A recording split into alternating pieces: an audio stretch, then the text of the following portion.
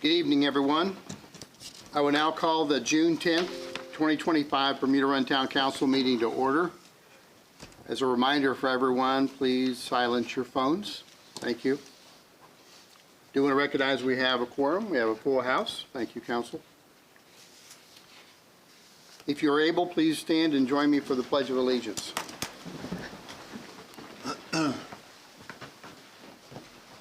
Pledge of Allegiance to the flag of the United States of America and to the republic for which it stands, one nation, under God, indivisible, with liberty and justice for all.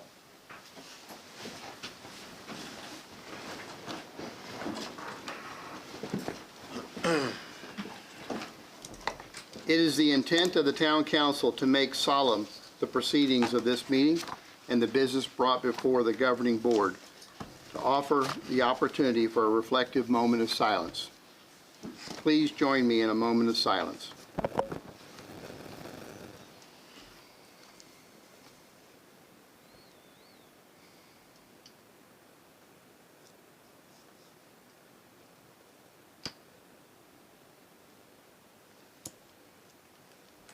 Thank you.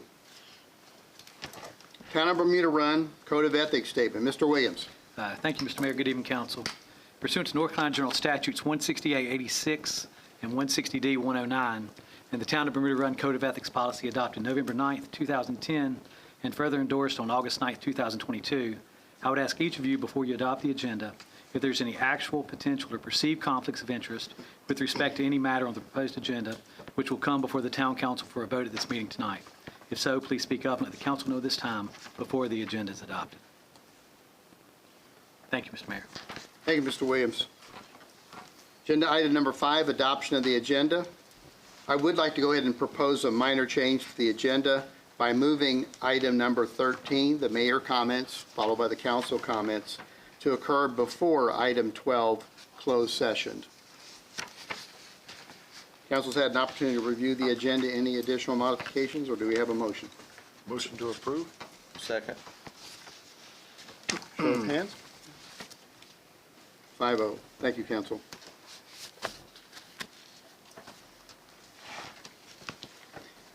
Item number 6, approval of the May 13th, 2025 Town Council meeting minutes.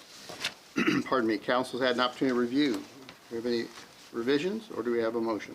I'll move we adopt the minutes. Second. All those in favor?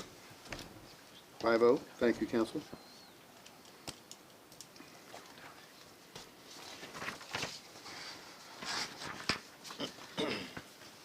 Pardon me. Citizens' comments. May I have the sign-up sheets for both the citizens? No one has signed up for public comment. For citizens' comments? Citizens' comments. Okay. All right. Thank you. Item number 8, presentation, Davie County Sheriff's Office update, Sheriff J.D. Hartman.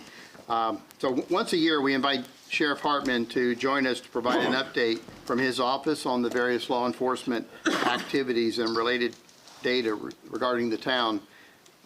As demonstrated in many of our town council meetings, the town has invested both financially and professionally in supporting our town's mission to have a safe community for our residents, business, and visitors. So I'll ask Sheriff Hartman to come forward, speak to us this evening. I will remind our audience that the council is welcome to ask questions, but we do not take questions from the audience, as our protocol for town council meetings is to always have the speaker address the council. Those in the audience who have questions are encouraged to reach out directly to Sheriff Hartman's office. JD, welcome. Thank you for inviting me. I know time is of the essence, so to speak, so I can talk all night, as some of you know, but we'll try to get through this quickly. So please, if you have a question, stop me, okay?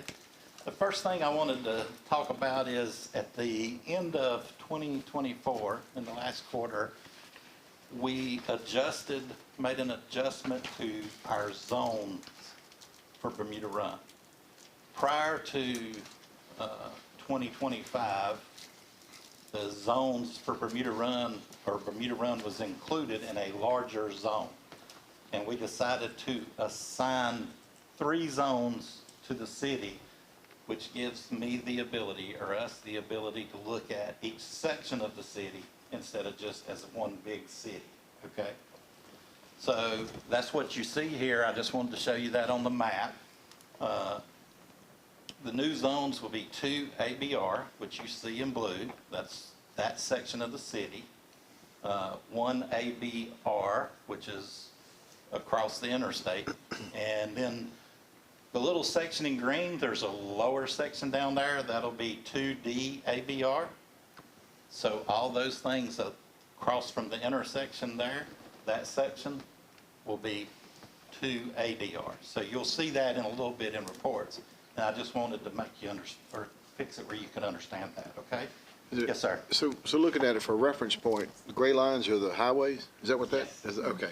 Well, What, those are roughly, looking for a it's reference. across the There's the highway. lakes. Okay.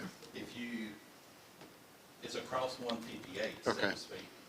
2A, what you see, the little Yeah. 2A sections there are not inside the city limits. Okay. So they won't count, Okay. okay? So essentially, like, the 1 AVR in green, that would encompass, for the most part, that encompasses Kinderton? It does. Okay, and then what I don't see, maybe it's just cut off down below, where is, there it is, There it okay, is. never mind, Yeah, there it is, he's okay, I was scrolling gonna up. ask where west was, but okay, Yep. got you, okay. Thank you. Yes, Sorry about ma'am. that. Yes, thank you, as always, Sheriff. I was just wondering what was driving the segmentation and then the zoning differentiation? We upgraded some analytical tools that we had to look at what's going on in the county.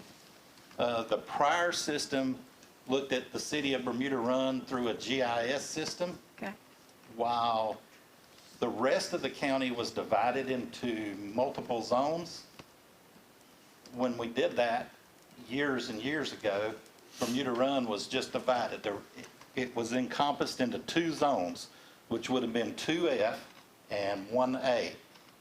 And the interstate was the dividing line. Well, 1A runs all the way to Farmington Road. It encompasses a whole area of the county. And I wanted to separate that, but I didn't want to look at it as a whole. If you asked me, I wanted to be able to say, especially in your business districts, so to speak, in the hospital areas and stuff, look at that in a little bit different way and report it in a different way, okay? It also helps me look at where we're assigning people in patrol. You're not the only folks that's happened for over time. Those things change here and there over time, okay? thank you. Let's go to, so what I'm going to show you tonight is just this year, runs through today. I think we ran this, or last time it updated was about an hour and a half ago, okay? So the total CAT events for Bermuda Run, that's all we're looking at is Bermuda Run. This year, we're 970 with a case count of 108. So far this year, we've had 970 CAT events in the city. We've dispatched 1,394 sheriff's units to those 970 events. Remind folks what CAD is? Right. The computer-aided dispatch. Thank you. So the 911 center we're all interconnected. When they enter something into their CAD system, and it tells us where to go, you've called 911 or an officer's called in on the radio. If they record it in the CAD system, it shows up as a CAD event, okay? So that could be a traffic stop or you calling somebody to come get a cat out of the tree, so, okay? Please, let's scroll down. So this shows you those incident details. If you look to the, I guess it would be your left, the way y'all are looking, that gives the high-level look at it. Then to the right, that is actually how they entered it into CAD. So you can see those are the top ones, but as you can see, that slide bar is long. He can slide it up and down and show you it changes for all the different events, those 900 and some events, okay? So we can drill down into those, but so like for your other incidents, if you want to drill down into that for me.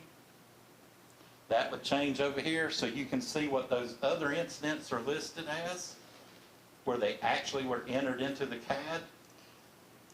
But the high-level, smaller list that covers multiple things, those just fell under an other incident. Okay, let's clear that, please. And scroll down. So we're still looking at that. I can look at who's answering those incidents in your city by officer. Let's tighten that up a little bit. And you can look at who your, so we had 65 incidents that I don't know which officer answered. I can drill down into that and look and see what kind they are and those kinds of things. 37 of them came in as a 911 call. So I can drill all that down and look, but we'll get into that more. We can spend hours drilling down and looking. This is more of a higher level look. But as you can see, Mr. Whitlock, who's your community officer, is right up top. Mr. Myers has been here quite a bit, Mr. Hutchison. So I can tell you which officers have been here, and you'll see some other data about that shortly. And on down, sir. So this tells me date and times for those 970, and we're looking at it from a high-level view of the entire year so far. I can look at it one day at a time and really break it down.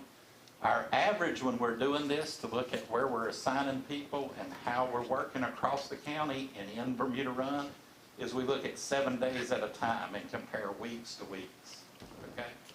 We're just looking at it for purposes tonight of the whole year. So you can see that by day of the week. Your busiest day so far this year is Thursday. You can see what your busiest times of the day there are. We'll scroll on down. That just looks at it meshed together so you can see what your hot spots are. So for example, 10 o'clock on Friday is, that's 10 in the morning, not 10 at night. The mayor and I have looked at this and it will always amaze you that we're busier around lunchtime than any other time of the day. Yeah, I would just comment, when Sheriff showed me this at his office, it completely dispelled what I assumed, which is most activity happened at night, late evening, early morning. And this is like JD said, nope, middle of the day on Thursday. Yep. It's like, wow. So let's scroll on down for the CAD activities. So this shows you, let's tighten it up a little bit. So this shows you how many calls we've had. 329 801 North is the hospital, if you don't know that. So of your 907, whatever it was, 900 and some CAD activities inside Bermuda Run, 182 of them have been at the hospital. This shows you your repeat locations, basically. Okay, scroll on down. If you don't know, 286 is the sheets. This shows that by common name. So typically when you see those NAs, a lot of those are residences because we won't enter a common name in your house. You know, businesses get a common name that everybody knows, and they show that in the CAD system. So we're going back to the zones we talked about. This shows you those zones. So I can look and see 433 of those calls was in Zone 1 ABR. If you remember that map I showed you. 374 were in 2 ABR, and 163 were in 2 DBR. Okay? That tells me, or your community officer, which area of your city's being busier, etc. Typically for us, we discount or take out the hospital calls, and patrol handles those. And we don't, they're part of the cities, and you see them because they're inside the city limits, but we understand that's not necessarily city business. It typically is handled by patrol, and the community officer only handles anything there if the patrol's not responding or doesn't have somebody to respond immediately, okay? Or they need backup, they need help. So again, these are just things that show me where things are going on, a couple of little things, but we're going on down. So as I drill down into activities, I can look at this all the way across the board and tell me what's going on. I can look and see your third column over that says case number. If you see NA, that's a CAD call that did not require a criminal report. But if you see a number, then you know it's a criminal report attached to that CAD call also, okay? He can scroll across on here. Look right there. And it tells me where it happened, all the information about that call. I noticed, Yeah. JD, you have, you have interstate references here. Yeah, the interstate references pop up just because when you're mapping it, it's that's such a narrow thing when you're trying to map or zone something that it just pops up in your reference. But these calls wouldn't be by the If you'll sheriff's look, they're all office. right there in the 180, the 181, but regular patrol typically handles those. Okay. Okay? And then this shows you where those, just a visual reference of where those things are happening. He can zoom in a little bit. And he can disable the clustering if you really want to look at it, and it shows you where your 900 CAD events have been. So as you can see, it's a little heavier, which fits with what we were talking about on the zones, a little heavier across the interstate, a little lighter in the residential communities. But your business zone is where we handle most of our business at, okay? Can you zoom in on Kinderton? It seems like there's a lot of density there, and I just kind of see a lot of greens. What's the Yeah. green? Other incident. Okay. You can click on it, and it'll give you this data up here. It's an other, it pulls from the short list of things, the classification. So that could be anything from, like I said a minute ago, a cat in a tree, to two neighbors arguing over a car parked blocking one driveway. You know, that, and you'll see something else about that later. If they get in a true argument, we're just going to be the peacemaker.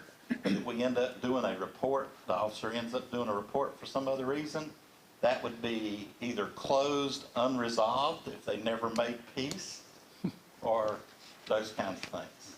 Okay. So that's your CAD events. We're going to go to true crime next.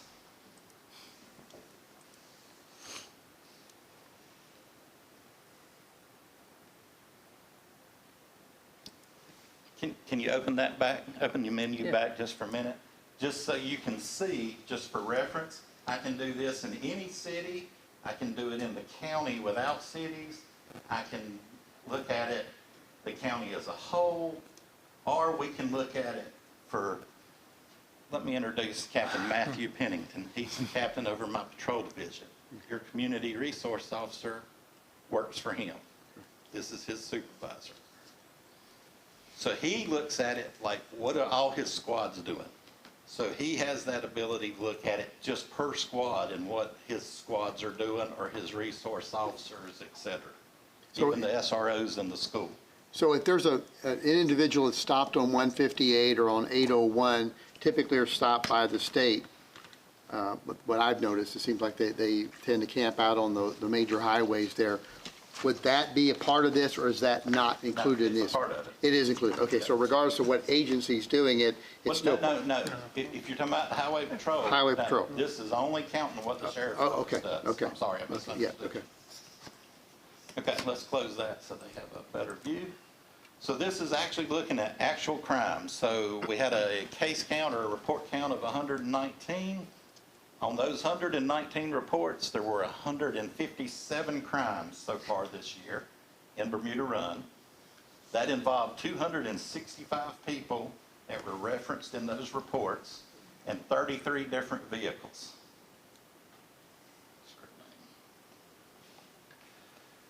So if you're looking to your left, that's that high-level chart of NIBRs. There could be multiple crimes listed, i.e. theft from building. That could be many different crimes.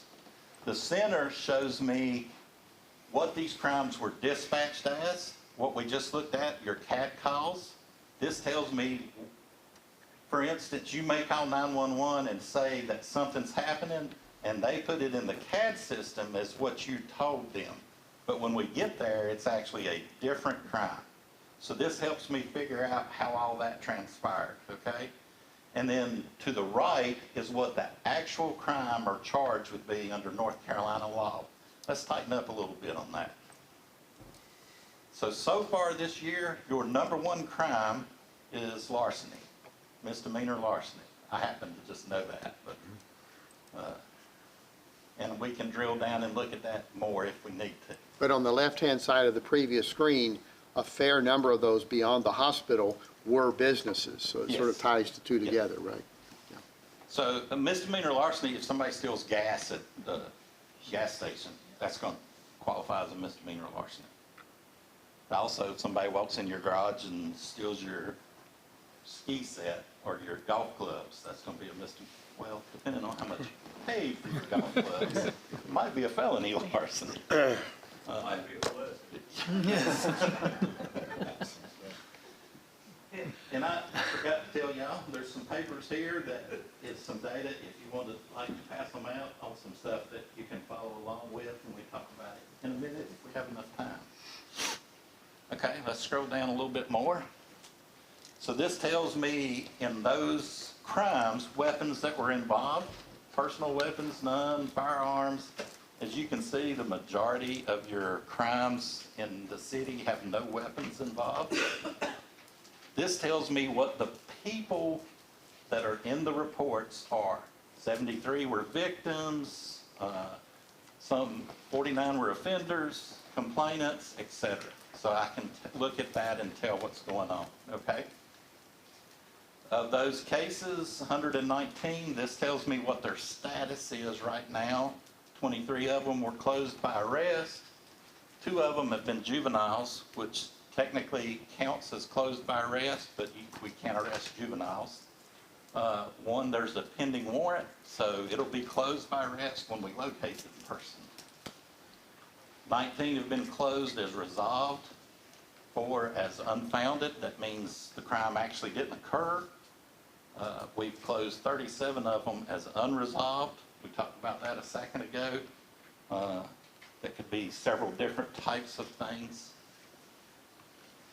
Victims refuse to cooperate sometimes when they find out their son's actually who stole their money, and they don't want us to prosecute no more, as an example.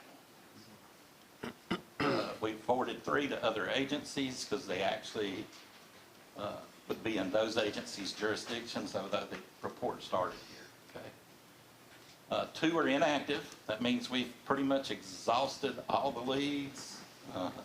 We haven't decided to close them yet, but there's not a whole lot left for us to do right now. We're just kind of waiting to see what happens and see if anything new comes up. 21 are under investigation, and 3, for whatever reason, are right now are showing as unknown. So typically what happens, if you go back and look, my records unit will go through this, and those 3 unknown, they'll investigate it and try to determine why they're showing up with an unknown status. And then if it's because an officer forgot to do something, Captain Pennington will handle that. But the records unit will go back and check those types of anomalies, okay? Let's drill down on under investigation. So let's look at what's active in your city right now. Before you drill down, or go down, to the right just shows me, remember there were 33 cars involved? This just shows me what types of cars were involved in the crimes, okay? You can scroll on down. Again, it shows me date and time, the same types of things. It shows you where the crimes are occurring. As you can see, your number 1 place was Sheets. Okay. This is showing you your zones. just like before, your common names, your types of buildings or types. It's all based on NIBRS reporting. These are things we are required to report to the state and the federal government. It's called NIBRS, National Incident-Based Reporting System. So these are all keys to the NIBRS system. That's how we collect data, okay? But this shows you what we're actually investigating right now.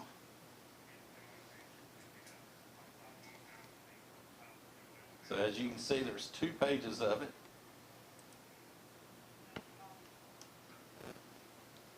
And there's only one. So let's go back to, I think if you look, there's several B&Es and larcenies from motor vehicles that occurred in Kenderton. I know that we have a unknown suspect.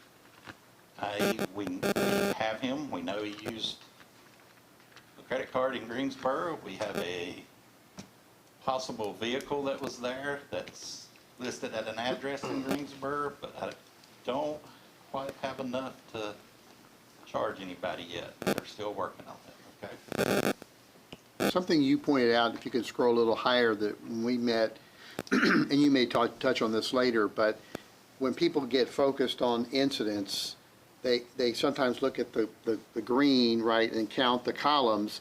Yep. But if you look to the right, there's a lot of ones, right? So Okay. things have happened, but the number of them, Yes. but pretty low number, relatively speaking. So if you go back up, like right here, there are a lot of ones. Right. I mean, you think you have a big number, but really you have a very safe city. Overall, when you look at it and you compare it to other locations or other cities around us, you have a very safe city. Sheriff, Sorry. excuse me, I mean, you said these numbers, all the numbers you're showing us basically cover basically from January 1 until today, is that right? Correct. Yes, sir. And so that's basically a half a year, give or take. Right. How do these numbers compare, not in a big picture thing, with, say, last year? Any significant No. trends or You're changes? pretty level, and we can show you that. Excuse me. Let's change your filter to 2024 I don't now. wanna sidetrack you. It'll be a bigger number, because all we're gonna do for time's sake is change it and look at an entire year of 2024, okay? So, I'm just really curious go about all the way back to the top. And if there's the a numbers. specific trend or something you Oops, see something didn't go in right. analyzing this.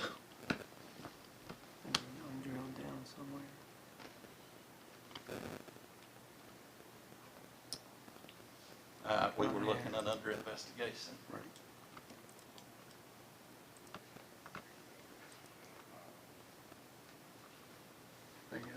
So you're at 119 now, which we're about half, we're 2 weeks from half of the year. For all of 2024, you had 240 reports, 271 crimes. We're pretty much dead on. You're pretty flat. Yeah, yeah, good, okay.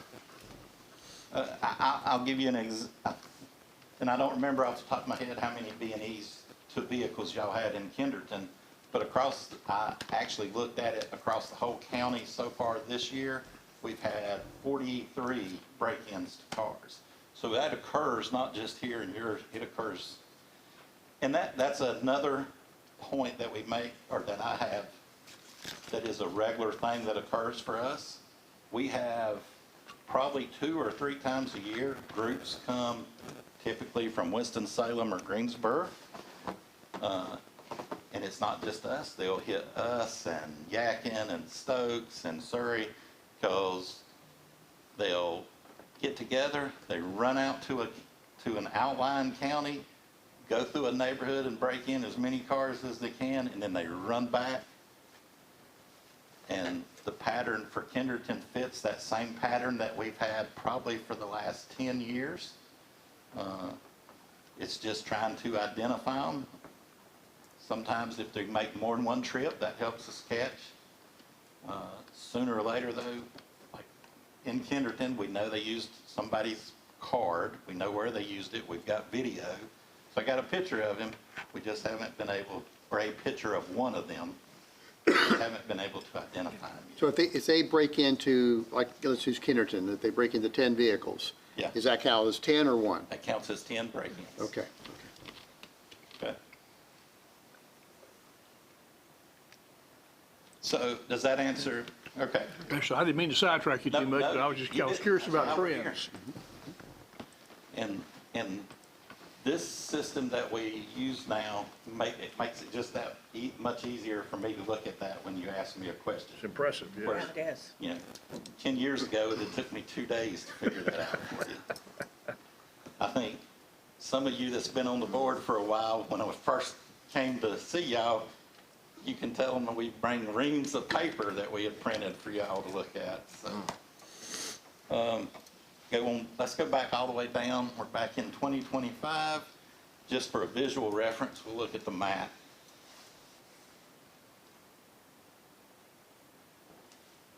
So again, you can see, let's drag it down a little bit and take the numbers off.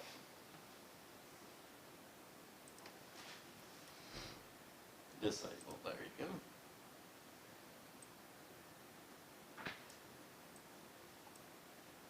So if you remember, and the audience remembers, you looked at it, call-wise, it was pretty well covered. Even your residential section, we have calls there. But if you look at it crime-wise, there's hardly nothing going on this year so far in your residential section in the what I call the original Bermuda Run area. Kenderton shows a lot because of the car B&Es right now, but that's where your crime's occurring. It typically is along your business district is your majority crime, okay? Okay? And you said last year when you presented that it's the reality of the proximity to the highway. That's It is a predominant driver. So whether it was Bermuda Run or some other municipality, the fact that you have I-40 running right through there and easy access off of an exit, a fair amount of crime is going to happen whether it was in or out of Bermuda Run, Yeah. just because of its convenience from a highway standpoint. So the highest volume criminal area we have is 601 in Moxville, right there on the interstate. That zone right there is the highest volume. Let's look at Moxville, just for comparison purposes.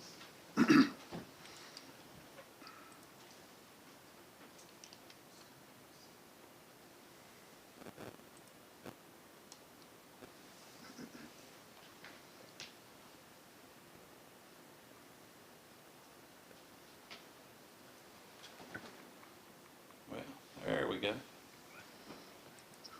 So you've had 900 events so far to date.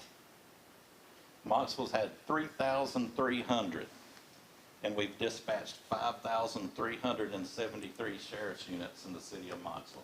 They're a little bit busier than Bermuda Run. Just as a comparison. But if you'll go down to your zones,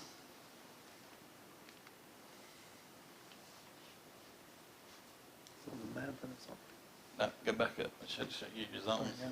No, there they are.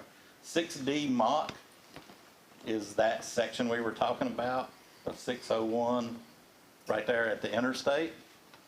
In that one little zone, so far this year, they've had 1,406 calls. So they way outdistanced your entire city just in one zone. But it's because of that interstate. All the little restaurants and the hotels, and they all draw that. Okay. So I printed something to show you just in a reference. You all have the packets. There are packets if anybody wants one or doesn't have one. So the first thing is just a visual reference of our coverage.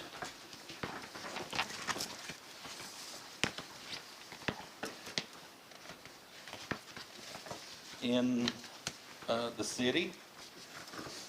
You can look at it here, the map's kind of small. But if you look down at the bottom of that, and I had to make it smaller to make it fit on paper, y'all. Under, it says total, that's the last line on that page. So time spent, method one, the total hours that officers have spent inside the city limits so far this year is 21,758 hours. If you turn it over, look at the back of that page. That's an example. Again, this is just for reference, for an example of how we can look at things. I can tell you who spent the most time, how many hours, how many points, those kinds of things. If you look in the top 10 or so is your community officer, Mr. Whitlock. When you think about that, Mr. Whitlock has just taken over a short time ago, and unfortunately, he's decided to find another career. But he's already moved into the higher element of spending time in your city. So, and then as you look down, Mr. Snow is an example of in and out. You can see the dates and times when he comes in. Those are tracked by GPS references, and we have a geofence that follows your city limits, so I know when you're in and out, okay? And then the last thing is I just blew the map up, it was small on the front. So this shows you a track, it's where it tracks every officer. It looks really messy, but what it really shows you is that the officers are covering your entire city.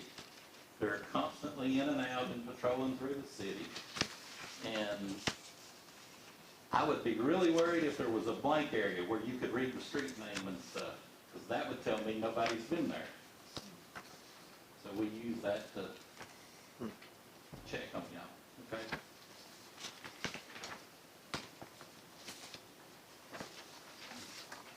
This piece is just our quick reference 2024 year-end report. You might find that interesting. You all might find that interesting. And then this piece with the blue at the top. This is our crime stats and crimes, NIBRS-related crime reports to the state and federal government. The state and federal government run about 18 months to 2 years behind, so you're looking at 2023 information. That's the last year they have published. And what I did was pull that and compare us to every county that touches us. And then under that is the 10 closest counties to us population-wise. So I'm comparing apples to apples. They have the closest populations to us. And then to the right of that is our crime rate, closure rate, or our solve rate. If you look at that, total clearance rate for us is about 27.2%. As you can see, that every county that touches us, we have a higher solve rate than they do. Of the 10 counties the same population as us, 2 have a little bit higher close rate than we do. But in red on the very last page, you'll see the state rate. And statewide, all law enforcement agencies in the state, the average closure rate, total closure rate is only 14%. So we're about double of that, the state average. I just thought you might find that interesting. Okay? That's really all I have. So let me circle back real quick. So you mentioned that we're about to lose Officer Whitlock. We are. Just wanted to make everyone aware, Mr. Meadwell and I happen to have a meeting in Moxville on Thursday, and we're coming by JD's office to Yes. meet the new community officer, and then once we do that, we'll get the word out to council, obviously, and all that, but all this has happened kind of quickly, but Yep. we've not lost coverage during this period. It's I just that hate we're to making that lose transition. Mr. Whitlock, but I never fault anybody if they think they can go do something and better themselves. He turned his resignation in, but we have somebody that I think will suit you very well. I think you all will be very pleased with them. Good, yeah. Well, like I said, we'll update everyone as soon as we get the opportunity to. Yeah. Just in case there's a question, I assume during the interim, there's some type of coverage anyway. Oh, there won't, he'll be here before Mr. Whitlock leaves. Good, okay. Yeah, That's- he thank will you. be assigned here. But I think, as you can see, there are tons of officers in and out of your city. Yeah, yeah. Good, thank you. Any other questions? Okay. I know this time of year, we've had this conversation before.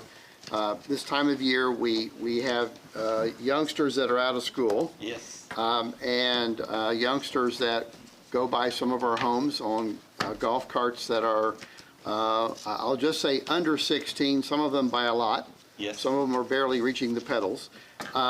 So, I know that the town is working inside of Bermuda Run East. There'll be a pedestrian pathway, and there are going to be speed tables. Can you talk a little bit about, without telling us when you would do certain things, what's your strategy this time of year to start to kind of ramp up the enforcement within the communities? Yeah. Kennerton has periodic speeding, but copious amounts of stop sign violations, et cetera. Talk a little bit about kind of what your strategy is as we enter into the summer season here with these things. So that strategy will depend on June 19th and what my county commissioners vote on. If the vote goes my way, we'll have some new resources, and that, I think you would be well pleased with that, but I won't really talk about it for fear of jinxing it, and hopefully they'll vote to give us that. Currently, we'd follow the same model we followed in the past if we don't have those additional resources. That model would be for the golf cart issue. Of course, we'll start off trying to warn folks, talk to parents, your community officer will. And then if they're non-compliant or et cetera, we'll start charging the parents. The speeding issue, we have worked on that. I have purchased several, through some state grants and state money, several more radar signs and trailers. So we'll be deploying those as we go. We actually have 4 brand new ones that they're being programmed now. We just got them in the last 20 days or so. So this summer, you'll see those out. Your community will see a lot more of those, okay?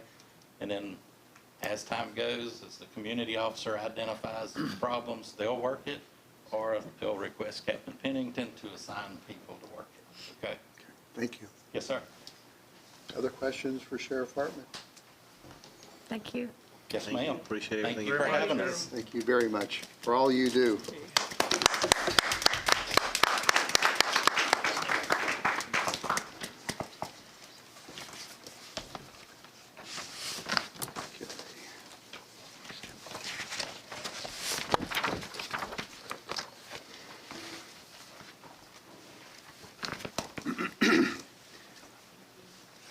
Okay, agenda item number 9, public hearings. Text amendment TA 2025-001, amendment chapter 11, administration 11.2, the Board of Adjustment. Mr. Meadwell. Thank you, Mr. Mayor. As you recall, this was presented to you last month, in which you called for the public hearing for tonight. The short of this is an amendment that was originally part of a larger group of text amendments to our zoning ordinance that was to occur last fall. It was shelved due to some legislation that was passed at the General Assembly. We brought this back, but this ultimately changes the role of who the Board of Adjustment is. It transfers that authority or that responsibility from the Planning Board to you as town council members. So I thought we did a fairly well explanation last month, The planning board did hear this. They did recommend to approve this, to make this change. Ms. Emily Hines from Benchmark Planning is here if the council has further questions. But outside of that, Mr. Mayor, that's all I have. Any questions for Mr. Meadwell? No. Do we have anyone signed up for the public No, sir. hearing? No one signed up for public comment. I believe, Mr. Williams, I still need to Yes, sir. open the public hearing, Correct. and now I close the public hearing. There we go. I'm getting this figuring this out. Council, open this item for discussion or motion.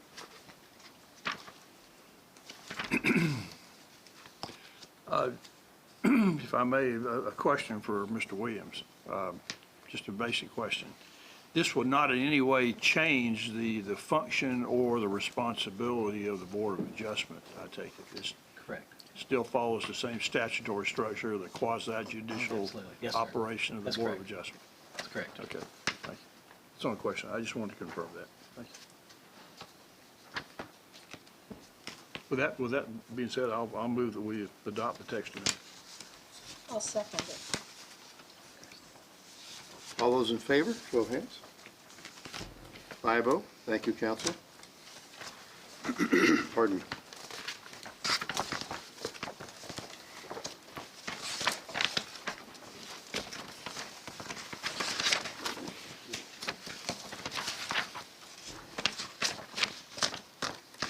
Item number 9B, Town Manager's 2025-26 recommended budget. Mr. Meadwell.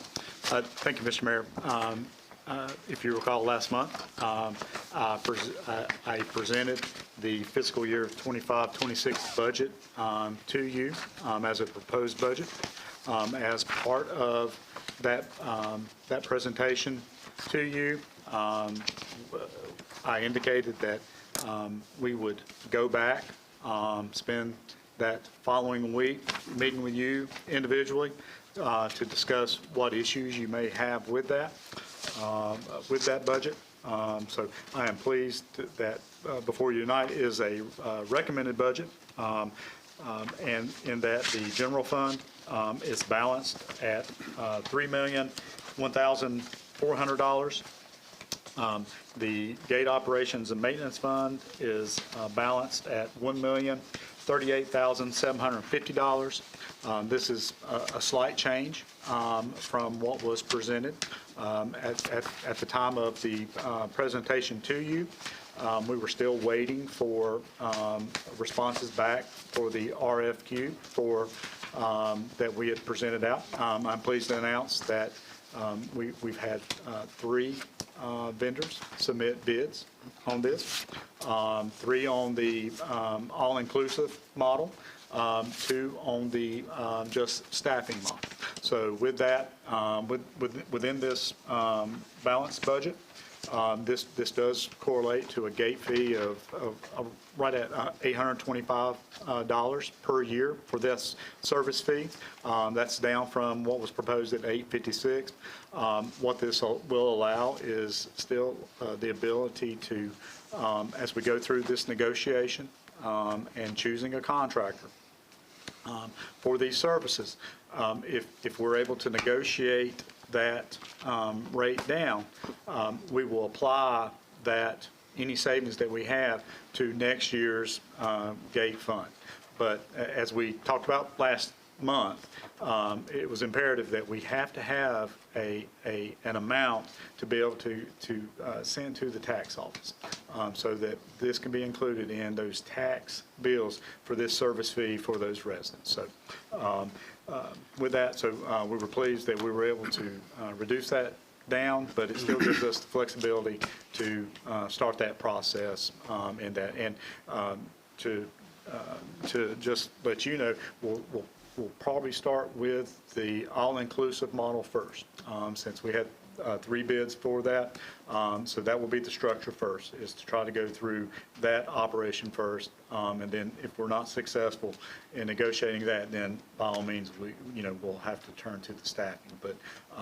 But with that, so we're hoping, staff and I will start that process of that review, or we've already started the process of review, but getting more seriously and interviewing these vendors and drilling down into their actual proposals, and hopefully have a recommended vendor and the ask to go into contract negotiations with that specified vendor.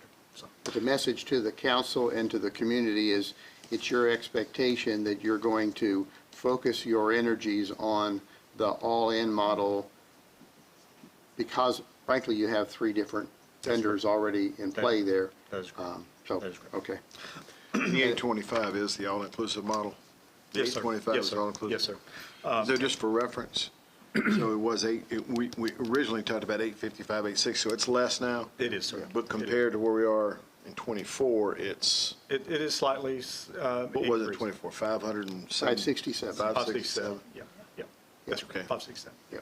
But again, as you pointed out last month, this is also sort of an estimate because you've not yet gone into Correct. contract negotiations, but it is a conservative estimate. So is. the goal simply is not to come in with a number greater than 825, because then that means it gets into a painful dual billing process, et cetera. So the goal is to have a number high enough that we safely feel like, the town safely feel like, you feel like we can accommodate that in the fee and know that we either hit that or to be less than that. If it's less than that, it'll be a credit next year. That is absolutely correct. Yes, sir. Fair enough. Andrea, at some point, are we as the council going to have a chance to see any of these proposals that are coming forward? Yes, sir. Yes, sir. Okay, and when is that going to happen? We're hoping to have something probably within the next 30 days. So as we do with most of our, when we put out an RFQ, Right. we create a matrix and a kind of a scoring system on the attributes of each, right? It's as I always tell you, it's not always the lowest bidder that gets, it's the most responsive lowest bidder in that. So there are numerous factors that go into what we will base that decision on. Well, and my reason for that question is just how involved the council will be in actually reviewing and having some input into It would be the intent that staff Contract. would review these and then make a recommendation to council as to which direction and which vendor to go to and the reasons why staff chose that method and that vendor. So we can at some point compare apples to apples. You would be, yes, sir. Okay. To his question, does that mean that we will actually see the detail of each of these proposals or not? Well- Mayor shaking his head no. Yes and no. You will not see them yet as we are in negotiations, right? There's a process of elimination. So, once we cross off one vendor, for example, that allows us to go to number 2, which could allow us to go to number 3. So until we make a decision and, we get the blessing of council to start that negotiation, those figures or those individual names would not be made available. I understand. But I'll give an example, a couple examples. So road maintenance, landscaping, trash, right? Each of those were multiple competitive bids that the town manager and staff reviewed, made a determination, and then made a recommendation back saying, we've gone through this analysis and this is the recommendation. So to provide to council the list of the 3 vendors and the details, that's not what typically happens. It's typically this is the review, this is the analysis, this is the rationale for the why, and then answer questions around how did you get there? Just drawing a parallel to what other contracts have been done. Yep. Same thing. And then our final, last fund, utility fund, remains relatively flat at $794,950. So that is just for our sewer treatment for Eastern Dayton. So outside of that, Mr. Mayor, that's all I have. As required by statute, you are required to have a public hearing on this, and it will be your choice whether or not to approve this budget tonight. Included in your package is an actual budget ordinance for that, but I would remind council that we are mandated to have a approved budget by June 30th of '25. So. Any additional questions for Mr. Meadwell before I open the public hearing? Let me ask a dumb question. Okay. Most of mine are, but this was, what happens if we don't pass it by June 30th? We will have to provide notification to the local government commission, and you would have to provide a interim budget. Okay. That would only cover your basic expenses to keep the town operating. So So it behooves us to get to a resolution before June 30th. you would not be able to spend any revenue, any monies outside of what it took to basically Keep the lights on. keep the lights on. Yes, sir. Okay. I would advise not go that path. If all Trying to gauge whether Mr. Guthrie is this a challenge or is this I'm trying to get a gauge here where we're going with this. But no, it's a great question. It's a great question. No agenda here. Yeah, I yeah, just, no. what I am interested in is, in light of some of the questions that have come up from various citizens, is that we be as transparent with this process as we can. Yep. That's the reason I'm raising that question.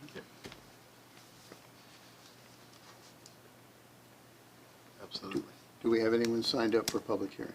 We do, Mr. Mayor. Dr. Suzanne Hess has signed up. Okay. Mr. Mayor. I appreciate. Wait, ma'am, Mr. Mayor, will you actually open? Yeah, so I'm opening public hearing. Mr. Williams, can you Yes, I'll get that. advise on the public hearing rules? Yes, Dr. Hess. Each speaker should be allowed a total of 3 minutes to speak and shall immediately stop when his or her 3 minutes are up. Please state your name and address before speaking. The speaker shall address the council as a whole and shall not ask for any verbal exchange back from the council. It's not the intent of the public hearing to require staff or the council to answer any impromptu questions. There should be no discussion between the speaker and the members of the audience. Mr. Meadwell will be the timekeeper and will inform you at the 30 seconds time remaining spot when your time is up. Thank you. Okay, my name is Suzanne Hess, and I'm at 277 Orchard Park Drive, which is Bermuda Run West. So I just wanted to make sure that when everybody's evaluating the gate situation, because I'm still not clear on it, and when I was hearing about the budget and the recommended budget and trying to get this passed by July 1st, there was a couple things that I just want everybody to keep in mind. And again, clarifying to everyone the difference between the all-inclusive versus the current staff model. And I know you feel like I'm beating a dead horse, but what value does it bring to the community to go all-inclusive? I heard the comment that we've had 3 vendors that have, I think I understood it correctly, 3 vendors give a bid for the all-inclusive and 2 for the current staffing. Is that correct? But what value does it give to go to the all-inclusive? And I guess on the flip side of that, look at the number of hours the town of Bermuda Run actually puts toward managing or overseeing gate operations. So what is the value of going to an all-inclusive service, leasing it out to another company, and apparently paying a lot more? Because the fees to go from $567 to, was it originally $856? That's a significant increase. And that significant increase to the budget, what does that bring us? What is the value? And so that's what I just wanted to make sure was clarified. Thank you for your Thank you. attention. No one else has signed up. Okay. So I will now close the public hearing. I'll also take this opportunity, so I'm not answering your question officially, right? So, but I'm going to say what was said in prior meetings around the logic frankly, this was actually discussed, if our memory serves, I think back in the January-ish timeframe. Number one, the town of Bermuda Run today, it has administrative functions overseeing gate operations for a gated community.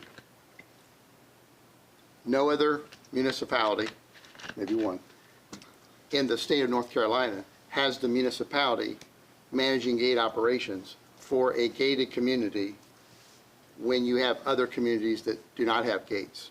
So part of the driver, part of the task force, task group that led this effort was the recognition that the all-inclusive services is an opportunity for the town to get out of the business of managing gates, to be able to turn administration, facility maintenance, and the staffing over to a third-party entity, and the town no longer serves in that function. Anyone who doesn't live in a gated community, I'm fairly certain from time to time, rolls their eyes saying, why is the municipality, why is my council, why is our town manager, why is staff overseeing a part of our town in a unique set of services? So the driver to that is simply to look at an opportunity to potentially extract the town from serving in that function. To the second point that was raised regarding the fees, as was noted to the Gate Task Force, and we've spoken about this in this meeting, the gate fee cost was going to go up regardless because there were a month-to-month arrangement with the current vendor, but no formal contract in place. We already knew from the existing vendor there were going to be significant increases in the hourly cost. So the numbers were going up anyway. Why not use this as an opportunity to also leverage the possibility of an outsourced model for all services?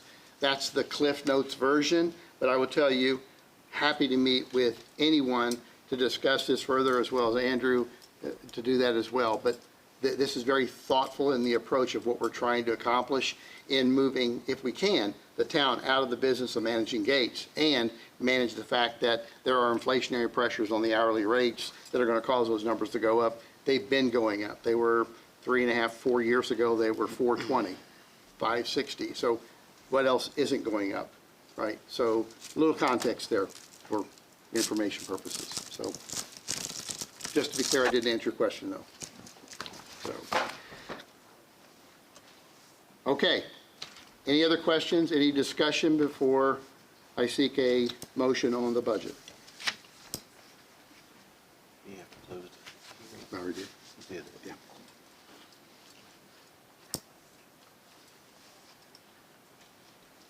I make a motion that the budget be approved as presented.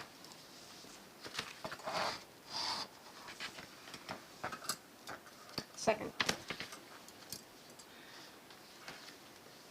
We have a motion and a second. Show of hands, those in favor? 5-0. Thank you, council. Budget is approved.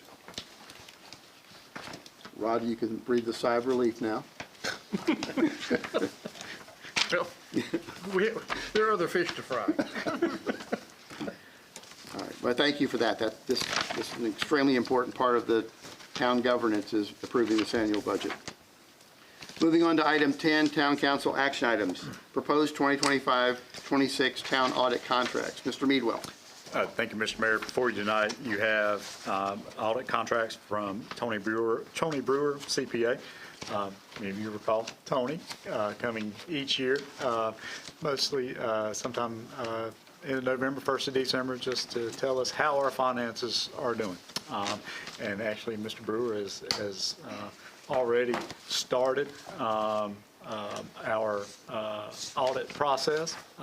But what this does, this is his contract that will extend through June 30th of 2026.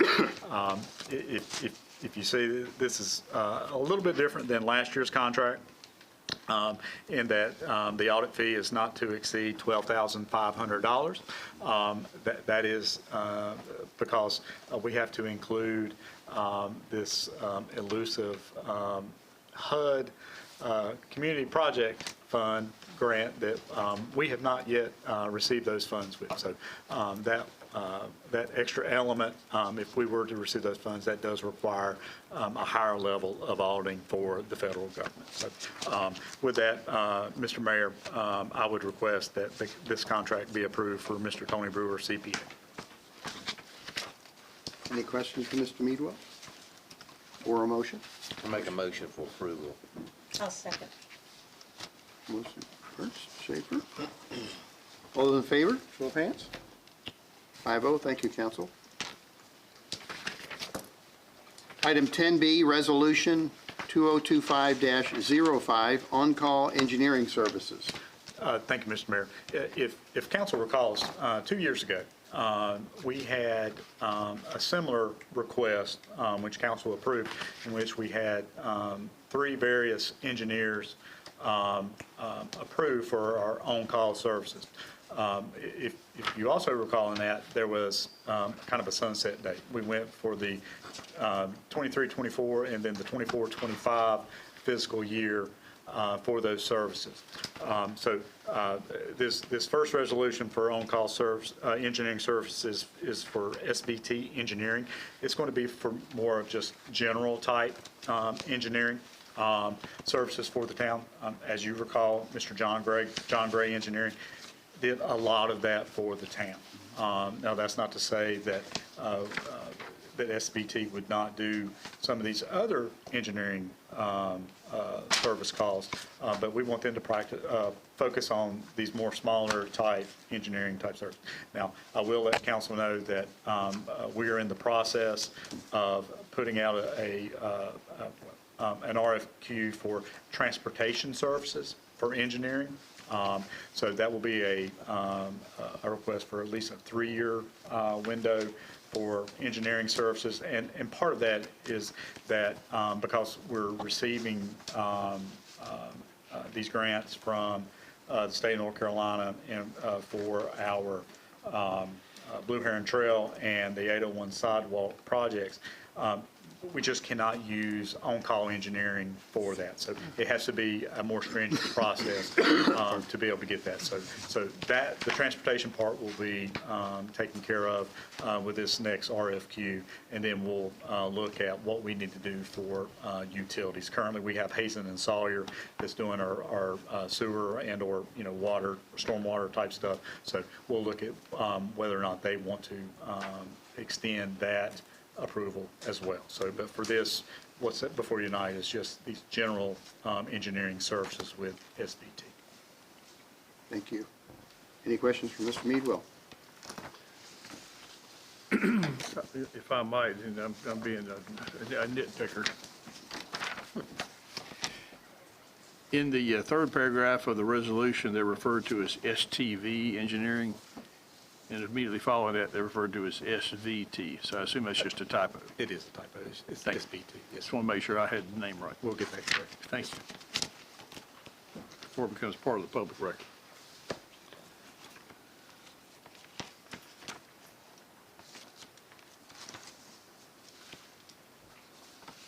Do we have a motion? Motion to approve? Second.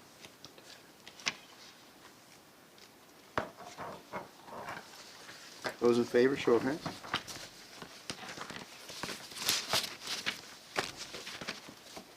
Five oh, thank you, council. Item number 11, town manager report comments. Thank you, Mr. Mayor, and I will be brief.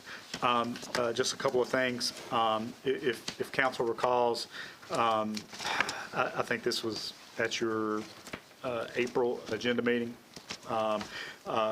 Council agreed or voted to allow the manager to reach out to the Davie County Board of Elections to make a request to consider having the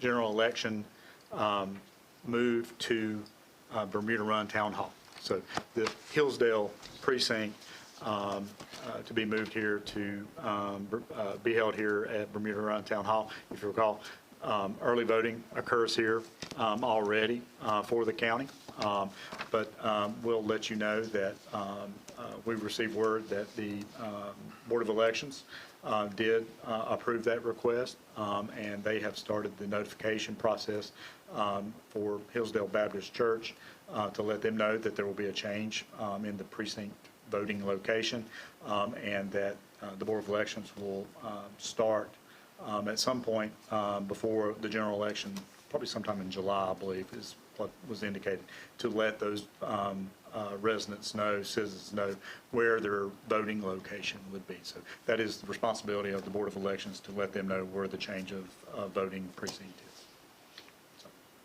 Quick thank you to Gary LeBlanc and his partnership on helping this, move this along, as well as Melissa Parker, instrumental in helping make this change. And I think residents of Bermuda Run will welcome this to have a singular place to vote, both for early voting as well as Election Day. So that's all I have, Mr. Mayor.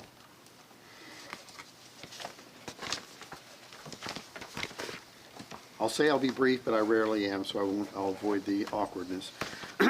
First of all, obviously, thank all of you for being here. Thank you, JD, for speaking tonight and sharing this law enforcement information, and appreciate all that you and your organization do for all of us. I also want to thank our town staff for the outstanding work in bringing closure to our 2025-26 budget. Thank you, Andrew, Dora, and Charlie, for months of work and lots of Q&A and lots of updating council and walking everyone through the details.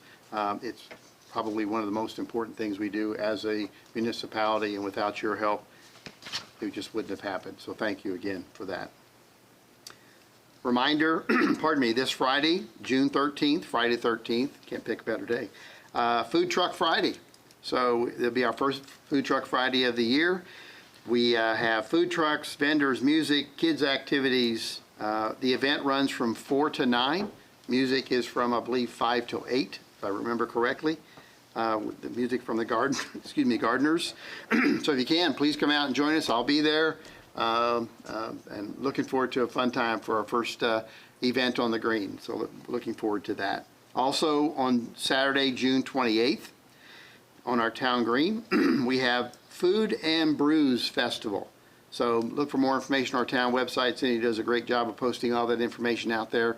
So looking forward to seeing you hopefully on the 13th as well as on the 28th. With that, let me turn it over to council for any comments. Just briefly, I just again want to thank everybody here, and I want to recognize Lily Winters, who is a rising senior at Bishop McGinnis High School, and as part of her summer immersion program, she has chosen to study governing and public service, and we're honored that and pleased that she has chosen to spend some of her time studying the work of the town council and the mayor and the staff in Bermuda Run. So, Lily, thank you for your interest, and thank you for being here.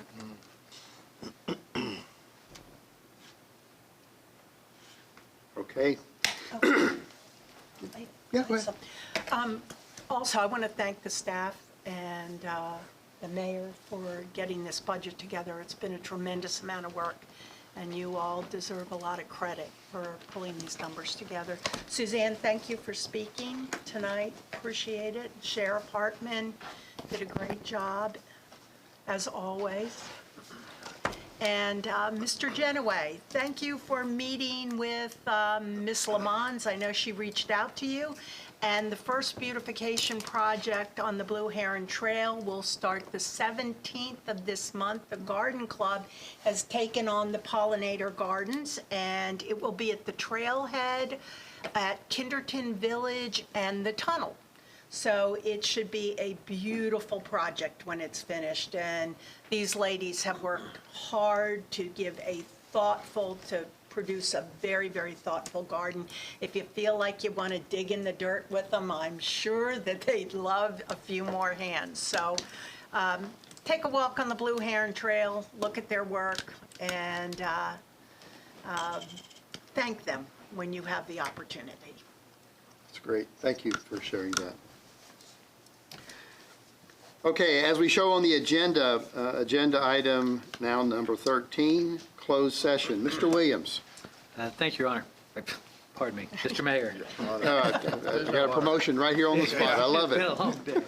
So Pursuant to North Carolina General Statute 143 through 1811, closed sessions, permitted purposes for those sessions, statute states as follows. It's the policy of the state that closed sessions shall be held only when required to permit a public body to act in the public interest as permitted in this section.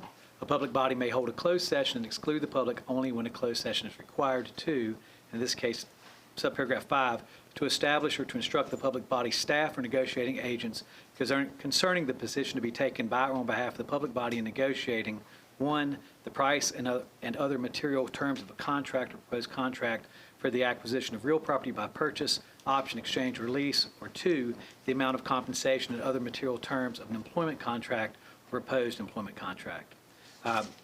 So that would be the stated purpose of the meeting, and we would need a motion followed by a second to vote to go into closed session. Okay, before I ask for the motion, just a point of clarification for folks in the crowd. So this town doesn't have very many closed sessions, fortunately, but what we will do is, once we have the motion and a second and the approval, we will then relocate into the conference room. It is a closed session, which means we could be in there for 10 minutes or an hour and 10 minutes, don't really know. You're certainly welcome to stay, but understand that what we'll be doing is in that room. We'll then exit that room, come back, and then adjourn the meeting. So just for full transparency, I want to make sure you understood the process here. So with that, do we have a motion? So moved. Second. Those in favor? I vote. Okay. Thank you. We will now move to our conference room.